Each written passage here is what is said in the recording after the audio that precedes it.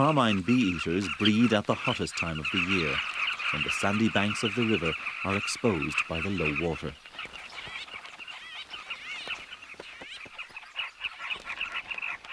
He's not banging his head against a brick wall, but excavating a nest chamber. It's a yearly chore, as the river is always reshaping the banks.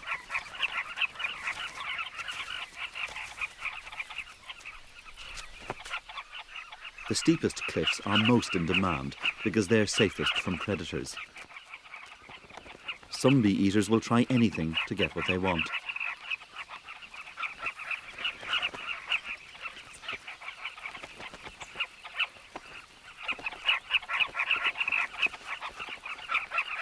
But owning a nest doesn't guarantee a mate.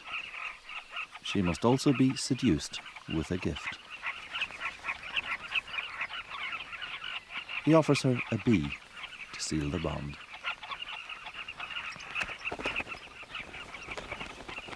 In a crowded colony like this, parasites and ticks are rife, so carmine bee-eaters take time out to burn them off in the sun.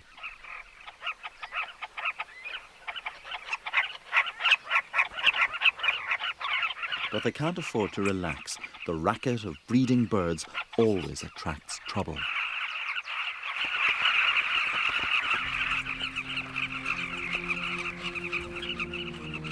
Enter the dragon.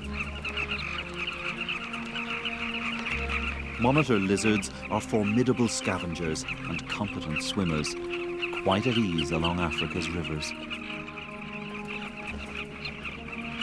The bee-eaters are powerless to stop this determined egg thief.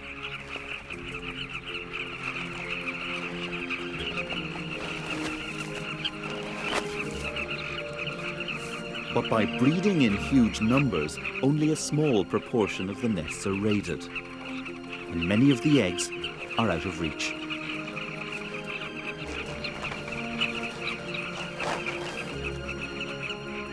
It's not just monitor lizards that the bee-eaters need to fear.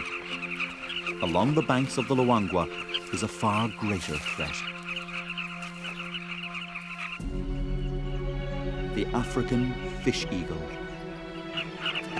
also partial to birds.